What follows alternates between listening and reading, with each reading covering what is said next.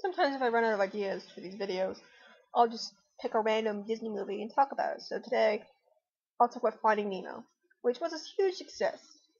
No surprise, given that it's, Pixar, Disney. When you make an original idea, it's just magic. When it came out, a lot of us didn't know what to expect, and I was surprised and happy for it. This is a rare kind of film because there's no real villain to it. All the bad things that happen are kind of like a misunderstood circumstance. Like, humans don't know they're separating a father and child. The little girl, Darcy, she doesn't realize she's killing the fish when she's tapping on the glass. You know. So there's no one really to hate.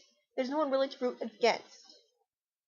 And I think it's kind of nice sometimes that sometimes just bad things happen and it's no one's fault.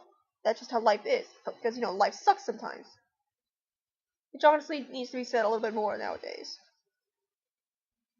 And the need to trust people a little bit more, because sometimes, people do bad things, but they don't realize they're doing bad things. They need to be told that. They need to step back and look at their actions.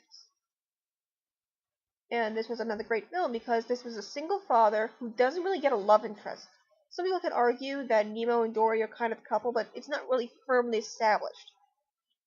I like to think of them as a couple, but again, it's not firmly established, and they're honestly just good friends. And that's another good thing, because a lot of times in single father films, they'll try to forcibly make a romance in there as this little subplot because, God forbid, a kid can't be raised with just one parent. But they avoided this trope and showed he was a good father all on his own, which is really great. Another little thing I liked was that Nemo was kind of disabled, given that he had a smaller injured fin, which, while it didn't affect him that much, was still kind of couldn't be ignored, like a facial scar, or having a shrunken body part, basically. And again, they didn't treat it as weird, and they didn't try to fix it. He just accepted it, as did everyone around him. They all loved him for it. Not loved him despite of it, loved him for it. They accepted him as a whole. And I thought that was another great message to send. This film is honestly full of great messages. And who can't love Ellen DeGeneres? She is an angel. God bless you, Ellen, if I believe you're such a thing. It was a fun journey to take. And, of course, the animation was simply gorgeous. Because when you have the ocean, you have unlimited potential. Because, as advanced science and technology as we have, we still haven't seen everything in the ocean. And that's both a horrifying and wonderful thing to think about. There's still stuff we haven't seen. And it's endless. So they took this endless possibility and just gave us everything possible they could come up with. And it was gorgeous to see. It was fun to look through.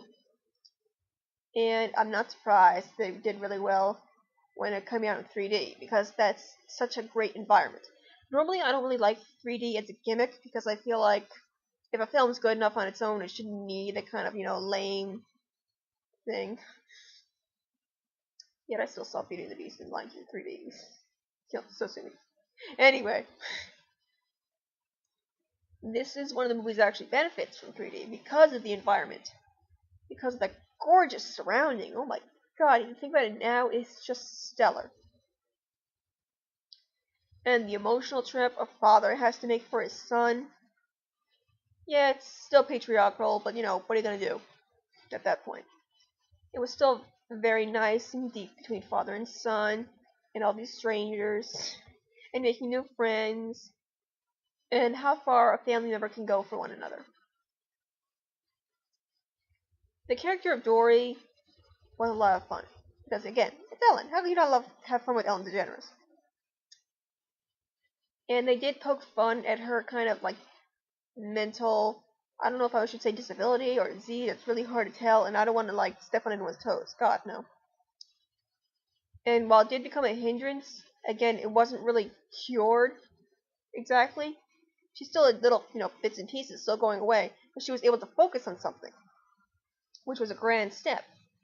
And to me, that says a lot, because despite her memory loss, despite the fact she kept forgetting what she was doing or why she was doing this, she kept going along. It gave her a purpose. Which is kind of, if she's gone this far, you have to wonder has she ever gone to this kind of length before? Has she ever been this close to anybody? Which means that this journey could be kind of unique and original for her. And that's kind of why I'm looking forward to the sequel, if you haven't heard. There's going to be a sequel to Finding Nemo called Finding Dory. Now, I know I've complained in the past about Pixar sequels and prequels and enough already, and I still feel that way.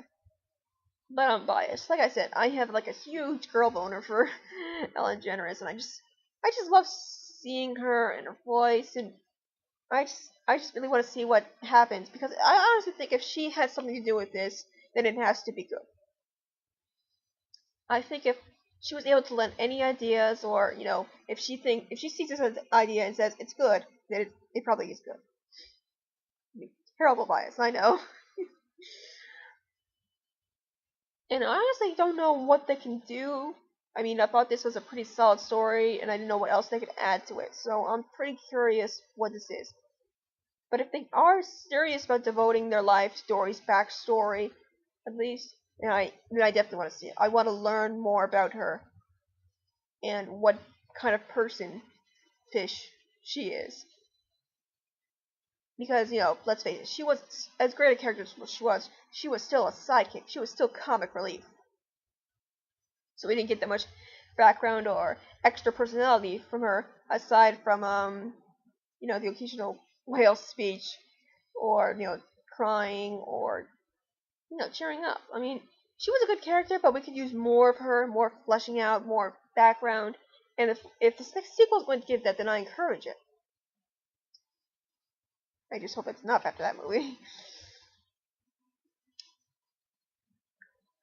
I loved Finding Nemo. I think it's a great staple in Pixar's history, in Disney's history. Whenever I get a chance to, if I find out my relatives haven't seen it, I pretty much just shove it in their faces. I remember younger, me and my sisters were all like locking down my uncle on the couch to make sure he watched all of it. It's a cute movie, it's a fun movie, it's a funny movie, it's a heartwarming movie, it's a great movie from start to finish. It took on a few new challenges while still sticking to the stereotypical tropes. And, while those tropes were present, they weren't like bludgeoned in the face. It was still, a male-oriented kind of thing. But it had a fun female character. It had family values. There wasn't like a real villain. It wasn't like really demeaning to any one branch. It wasn't even like using any Australian stereotypes, which I thought was pretty amazing for a Disney feature who goes for an animation feature, really, because often they will go out of their way to make fun of other countries and nationalities and accents, which really gets tiring after a while. But they were very respectful, and I like that.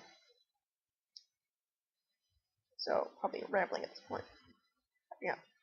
I have pretty much maybe too high expectations for Finding Dory, but no matter how good or bad it is, it won't detract from how great the original was, and it still will be a staple of our time, no matter what. I want to wrap this up with one problem. This is a really silly problem to think about it. After this movie was made, like a ton of fish sales increased. Now that's not a bad thing, but these kind of movies, like it happened again with 101 Dalmatians when kids would like just really wanted those Dalmatian puppies and just parents like, okay, go ahead, what do I care? So I have to wonder how many families were really prepared for those kinds of pets. I know, I guess sometimes I just wish Disney would make a little disclaimer saying, don't just get a pet because of the movie, think about the responsibility, okay? Because, bad things happen. You just showed them. Star Seeds did to learn from that. But I'm probably being overcritical at this point. Okay, stopping and wrapping it up now. High expectations for Finding Dory 2. Really love Finding Nemo.